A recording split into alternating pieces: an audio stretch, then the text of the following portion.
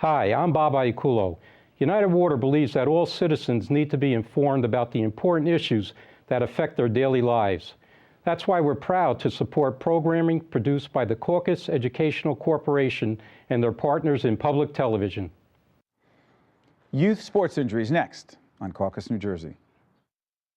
Funding for this edition of Caucus, New Jersey has been provided by Berkeley College, New Jersey's credit unions, banking you can trust, United Water, making the planet sustainable is the best job on earth, MD Advantage Insurance Company of New Jersey, Adler Aphasia Center, Celgene Corporation, committed to improving the lives of patients worldwide, and by Cohn Resnick, providing accounting, tax, and advisory services for more than 90 years. Promotional support provided by The Star Ledger, powering NJ.com, and by NJ Biz, all business, all New Jersey.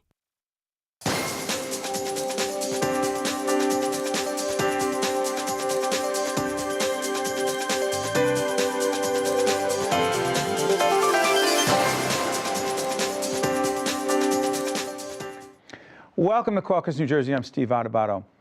You know, youth athletes are getting hurt at an alarming rate.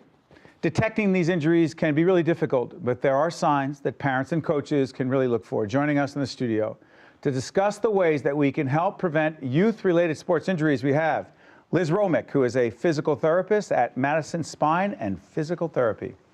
Dr. Patrick Roth, who is the chairman of the Department of Neurosurgery at Hackensack University Medical Center. Phil Ross is a master kettlebell instructor. And finally, Paul Simpson is 15 years old, freshman football player at Ridgewood High School, was diagnosed with a stress fracture earlier this year. I want to thank all of you for joining us, talking about youth-related sports injuries. Doctor, do we have, and by the way, lots of information throughout this show, websites, use them, right? So we're here from public broadcasting. We have two kids, 9 and 11, two boys involved in youth sports, see injuries every day. Sometimes we say, hey, it's part of it, no big deal. Do we have an epidemic of youth sports injuries? I don't know if it's an epidemic, but... Do we have a serious problem? There's a problem. What is it? I think there's lots of problems. One is that in sports, starting at the professional level, working its way down, the intent is too much to win, to hurt. And I think we've lost sight of the beauty of sports and player development. What do you mean hurt? Give me an example to hurt. Well, I think, you know, in football, players hurl themselves at other players head first and injure their necks and lower backs doing that. To hurt. People overtrain in sports and get fatigue or stress fractures. Whole range of things. You know, I was watching, and again, I don't like doing this, but I'll do it anyway.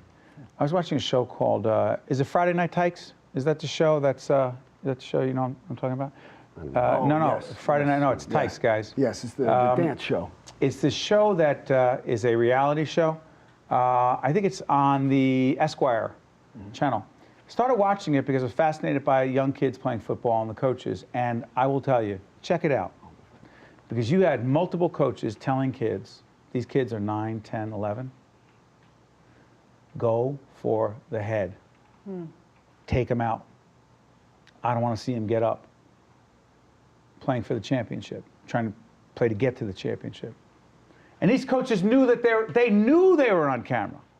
And I don't want to make this an indictment of those particular coaches, but I wonder to what extent that is the exception or the rule in terms of the coaches out there and what they are teaching those, and not just in football, but football is such a violent sport in so many ways. Are we in fact teaching kids to, in fact, play to hurt? Is that your experience? For my experience, no, not at all. All coaches taught us the right technique, and all they tell us before the game, make sure you have fun, make sure you just, they never say aim for the head. I've never heard that in my life. Never heard that. But the coaches. overtraining issue. It's interesting. You had a stress fracture in your... in my... His lower back. Because you treated him, yes. Right? When did you think you had a problem? Well, it wasn't during football season. Football season, the pain was pretty bearable. I mean, I thought it was just like maybe I pulled a muscle or something. I didn't feel like I needed to tell anybody about it. I thought I could. I didn't want to stop playing. I wanted to keep playing. Say that again? I didn't want to stop playing. I liked playing the sport. Well, so there it is. Keep going. So I didn't tell anybody about it. And then during the off season, I started doing private baseball training, and that's when it started getting. Switched over to baseball. Yeah, very. And in activated. baseball, you have to turn the hip. A lot of the hip. You got to so, turn the hip and realize you can't turn the hip the way you needed to. Yes. Hey, there must be something going on. He has surgery then? No, he didn't have surgery. Did you have physical therapy? What happened? I had physical therapy. Even with a stress fracture? How do you, that's interesting. You're known by many in the field as very conservative. I don't mean politically. You do not opt for surgery very often, do you? Depends on the circumstances. A holistic approach? I try, you know, in a child or a kid who's growing up, obviously try to avoid surgery. And my interest actually with this particular entity is to strengthen the core around the injury and therefore create an internal brace that prevents stressing what is already a stressed area. Can we talk about core? Yeah, let's talk Let's about talk about that. core. What is the core, and why is the core, our core, so connected to prevention of injuries? And then jump in. Go ahead. Well, the thing is that if you look at the core by definition, it's your whole trunk. It's not just your abs. It's your hips, your back. This whole torso body is your core. We should make it clear that you've spent years doing, was it competitive bodybuilding? Well, I was actually a little bit of a past here. I spent since from 1979 until the year 2010, I was competitive on a national level in combat sports. Combat sports. And yes. you also did a lot of physical training. A great deal. Okay. Okay. Powerlifting as well? I did powerlifting. I did do bodybuilding. I was successful in both of them. Okay. And so the core means? Core is our center of our body. And what does that have to do with, what does that have to do with helping us prevent, particularly with young people who are involved in sports? What the heck does that have to do? And jump in, I'll come back to you. I think that's an excellent question. Preventing injuries really is a spectrum of interventions. And probably the first one is identifying when there's a problem to begin with. So we see a lot of... he said... Exactly. Didn't want to tell anyone because... Want to stay in the game. Exactly. Go ahead. So we see a lot of student athletes in our clinics and all 6 clinics that we have in Bergen County. And that pretty much is the story of everyone. No one wants to admit that something is wrong because they don't want to not play.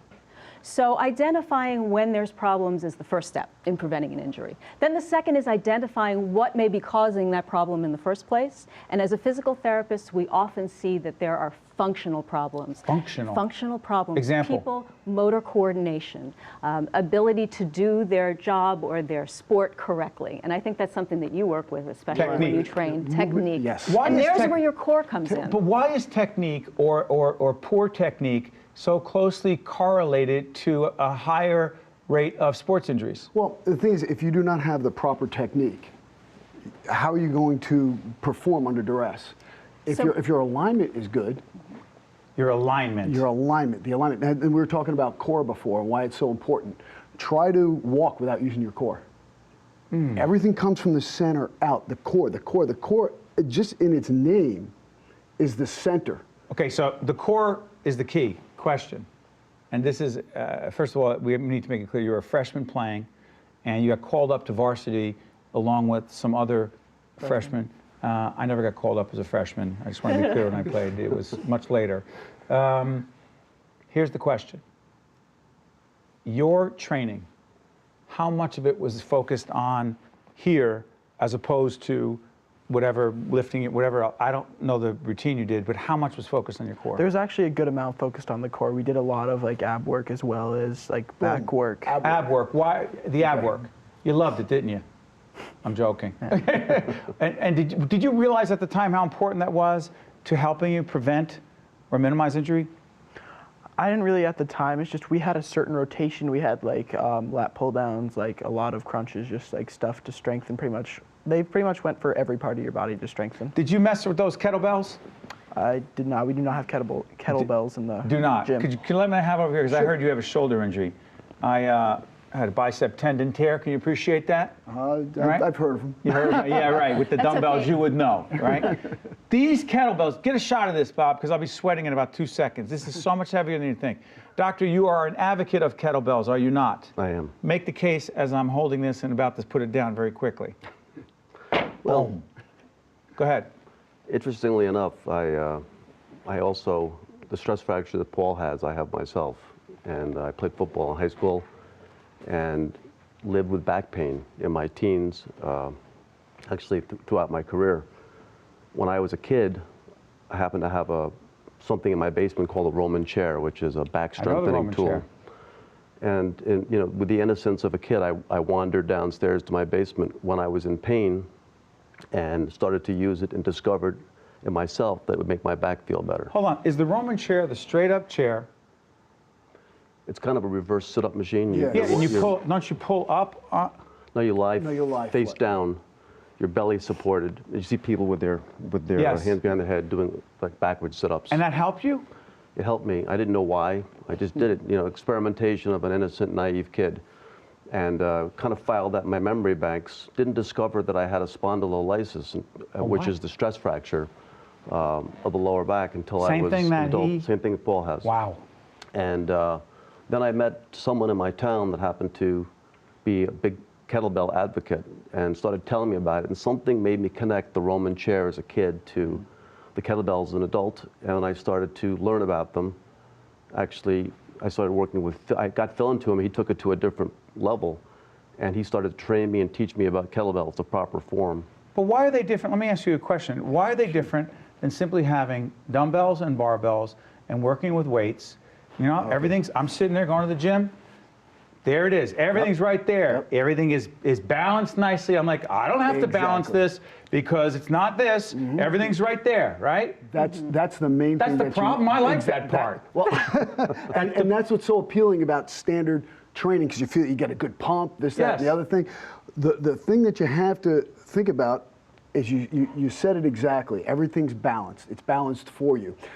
The thing with the kettlebell is it's got a center of gravity, or what we call the COG. What do you hold it like this? Okay. Well, that's Please tell me this is a 30, 35 pound. It's 22 pounds. Oh man, that's not a good sign. Okay. And what does one do with this? Well, you do a myriad of movements. I mean, personally, I practice somewhere around 170 movements, or but there's a core of 6 or 7 movements. But why is this variations. different than working with a dumbbell? So the reason this is different is that when you play a sport, your body and all of your muscles have to act coordinated in certain directions, three-dimensional. Yeah, so a in the kettlebell will work plane. in all of the planes, and it will train your body to sustain forces, which can cause fatigue, and fatigue Because causes you don't know where injury. that. So if I'm taking this thing, Bob, get a shot of this. So if I'm trying to move this around, Yes. okay. The body has to compensate. Oh my for the God, movement. how hard there's this is. The center of gravity of the bell Definitely putting it down. changes. The center of gravity of the bell changes. Yes. And the body has to compensate for that. And it compensates for that by recruiting all your different stabilizers. So- And that's why when you had that universal, that unilateral distribution of weight, how often do you have that in sports? Let me think. So Never. you know what you're saying? You're saying in sports, man, I am really sweating now. What you're saying is that when you're working on the universal, or you're working on a Nautilus, or you're working on bars that have the exact amount of weight on each end, that is not comparable to what a young person or anyone would face in a sports-related situation, because Correct. things are coming at you at all different directions. Correct. Now, you want to start working with this thing? Do you think it would help you? From what I've heard, yes, I think it would. Steve, I will also tell you this, because I also had a very similar experience as Dr. Roth did. When I was 16, I was playing football. I got speared, broke 3 bones in my back, and because I was... Speared means someone with a helmet? Yes. Led with a helmet into your back? Into my back. Yeah, we were scrimmaging Bayonne. And we don't have to say who the team is, but now we lost our audience in Bayonne, but go ahead. Go ahead. So, or maybe it was Belleville, I don't know. No, yeah, Belleville, they're rough, trust me, go ahead. And just like Paul, I wanted to make an impression, so I stayed in the game, and of course, Yes. I could be a tough guy, God, right? I hear you. So I compressed 3 vertebrae, and then I went home and I couldn't even walk. There it is. Yep. I was advised that I wasn't not going to be able to do sports the rest of my life. And, Is that right? at 16. At 16? Yeah. So listen, you tell your experience. You tell yours, you don't want to say anything. I've had more ridiculous injuries than I don't want to even talk about. I had the laminectomy, shoulder, bicep tendon tear, a million different things. Here's the thing. What advice do we have for parents right now who, I told my 11-year-old the other day, he was complaining, he was running down to first base in a travel baseball game, and I saw him holding his hip. And I don't remember him hurting his hip. But he was running down to first base holding his hip, and I said, Nick, what's up? He goes, I think I hurt my hip. I said, when? He goes, I don't know, but it's hurting me. I said, Nick, listen, just stretch it out a little bit. I'm sure you'll be fine. I don't know if it was the right advice or not, but I thought to myself, what should I have just done right then?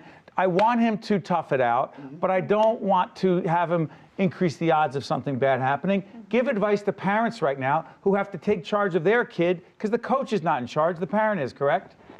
Well, parent is definitely in charge, and there's never, like all of parenting, there's never a right or wrong answer. You know, each decision has to be individualized, and you have to take into context many things. How important is for many parents, I guess they envision their children as future professional athletes. Obviously, What's wrong with that? it's just an unrealistic goal. It's, Say if the kid says he or she wants it. nothing wrong with dreaming, but if you look statistically, it's just not a realistic goal. Yeah, for the most kid parents. says he or she wants it. The kid says, give me an opportunity. Let me get out there. I know that I pulled this or that, and I know that this is bothering me, but I can tough this out. I'm tougher than these other kids. You say, as a parent? Well, I think the first thing you need to do in this scenario is that the child should be evaluated by someone, Diagnosed. a physician, Yes. to rule out any very terrible injury. Okay, so you don't have the terrible injury, but Then you they have should some be injury evaluated, right. that requires a certain amount, okay, Yes. realistic, gray area, requires a certain amount of healing and rest based Exactly. on a best practice from Exactly. protocol.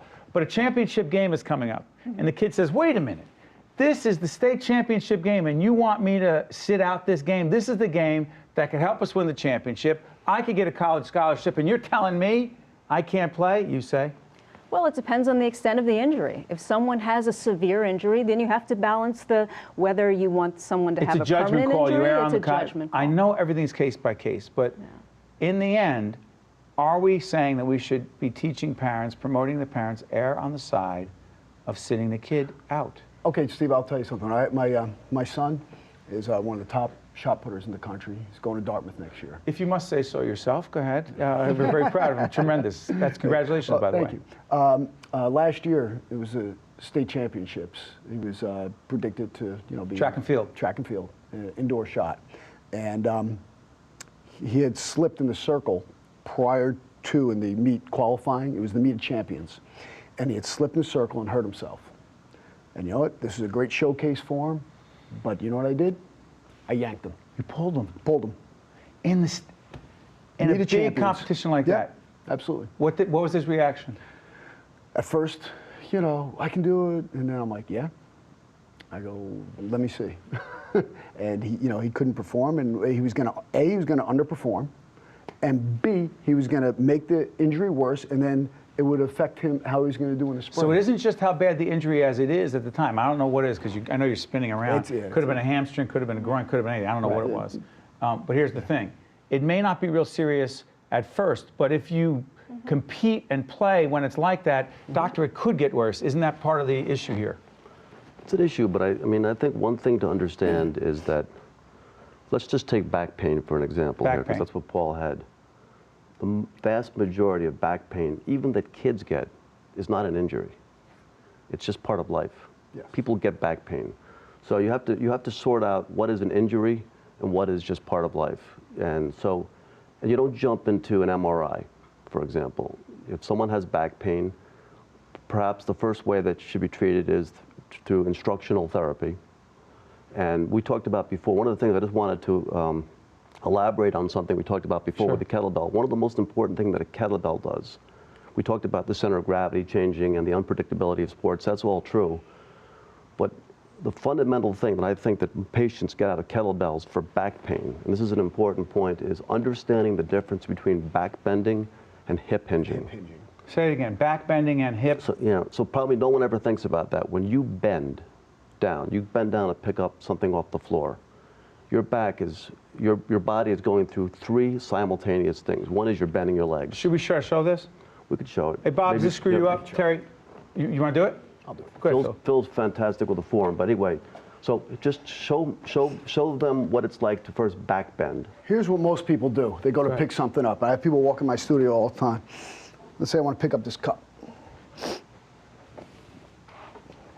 Most people do it like that. What's wrong with that? About 1,000 things.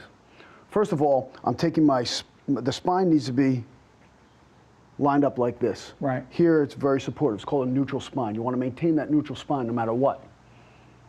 So if I bend my back any way, I'm now taking myself out of the neutral spine position.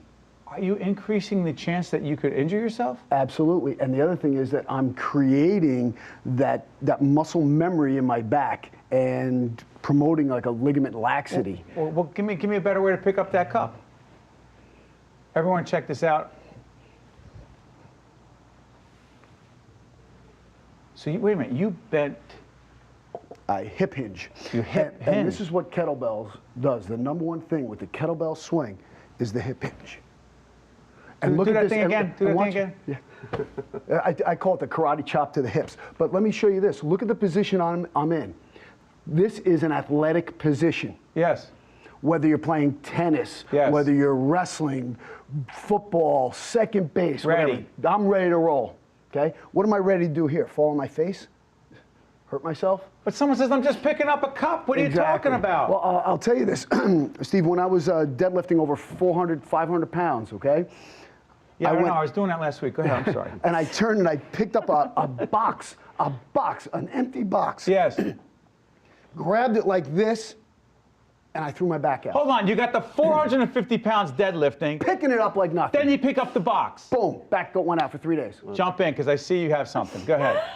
You were deadlifting 450. Yesterday, as a matter of fact. Yesterday, Yeah. go ahead. I think the thing to remember, though, is that it's very important that whoever you work with or however you work out, that you have someone who understands function and understands efficient motion. So we're talking about how to prevent, exactly. Children don't have any idea. Where would a kid get access to that information? So they need to work with qualified professionals. So as physical therapists, professionals, we know how a body is supposed to work efficiently to avoid fatigue stress. And fatigue stress is how you get injured. But so the coaches are the kettlebell ones in who have the most itself, access to them. yes, Is but it the they may or may not be qualified to identify whether a child can move properly. Are we then saying, for parents, Yes. our primary audience, Yes. doesn't mean we don't want to talk to kids and coaches, we do, Yeah. and physicians, medical community, that a parent needs to try to, because this is the advice, a parent needs to try to help their child get the best access to information about? Yes, movement and function. Do they move and do they function normally to be able to do their sport? This is what I see in my clinic all the time. I see dancers, I see gymnasts, I see fencers, and all of them have when they get injured, if it wasn't a traumatic injury from playing football, Right. If it wasn't a traumatic injury, just an overuse injury, their problem is they don't move efficiently. They haven't proper core stabilization, good foot control, they're not in proper balance. But they're doing the same thing. Yes, one of over our and coaches over told the again, kids the and other they day, get if you want to be the best second baseman, the best pitcher, the best whatever, do whatever it is 100 times, 200 times a day, which makes perfect sense on paper. The problem is, if you're throwing a ball against the wall 100 times a day, but you were doing it with the wrong technique, doctor, what's the problem with that in terms of injuries? Well, it's exactly what Paul's injury is. Paul has a fatigue fracture of his spine. So it wasn't an injury necessarily from a single event or single thing that happened, but just over time, doing something repetitively. And that combined with, a growing child's body mechanics and the anatomical configuration of his spine led to fatigue and a stress fracture. Paul, let me ask you something. How old are you right now? I am 15. 15. Tough question, I know. You love football? Yes. You want to play football? Yes. What changes do you think you will make, if any, to try to prevent future injuries? I definitely need to work on my technique more. I mean, for an offensive lineman, the pass blocking, first of all, whenever I felt pain like in my lower back, it was always because I was taking a hit going like this, and I always had my feet set You're wrong. 5'7", 185 pounds as we speak today. Yes. You have to work on what? Because some of those defensive linemen will be 20, 30, 40, 50, maybe. We played some big kids this year, yes. Big kids, okay. I've ended up against a 6'5" kids, very large kids. So technique for you, what does that have to do with, for you in your mind, protecting yourself against injury? Because, I mean, I also still have to work on muscle development and other things just so I can actually, play against these kids. But, I mean, if I don't have the right technique, I feel like I'm putting myself at at a higher risk of hurting myself. Here's another thing you have to do, isn't there? You know what it is. Next time you feel something, what are you going to do? Tell somebody. I mean, forget about telling me. But seriously, don't say it because you're on public television. you know what you need to do, right? And your other colleagues that you play, other teammates, that's part of the issue too, right? Yeah. I mean, a small part. Like, if you like. 2 seconds left. Go ahead. If you're injured and it's not as bad of an injury as you thought, and you report it, you seem kind of weakish. You see, oh boy. Oh, like, and on that note, you know, I appreciate your candor because as long as young people have the attitude that reporting an injury makes them look weaker, that means we have more programming to do. That means we have more public awareness and education to do. But I want to thank all of you for being with us. Stay healthy, young man. Good job. The preceding program has been a production of the Caucus Educational Corporation, celebrating over 25 years of broadcast excellence, and 13 for WNET, NJTV, and WHYY. Funding for this edition of Caucus New Jersey has been provided by Berkeley College, New Jersey's credit unions, United Water, MD Advantage Insurance Company of New Jersey, Adler Aphasia Center, Celgene Corporation, and by Cone Resnick. Transportation provided by Airbrook Limousine, serving the metropolitan New York, New Jersey area. Caucus New Jersey has been produced in partnership with TriStar Studios. I'm Paul Susek, Berkeley College Class of 2002, Senior Marketing Manager, ESPN. Carla McDonald, Class of 2012, Senior Client Associate, UBS Financial. Veronica Mormando, Class of 95, Chief Operating Officer, PS Finance. Tama Iguelas, Class of 2006, Director, The Voice of Liberia. From different walks of life, many of our students succeed in different ways, yet their first step is exactly the same: Berkeley College.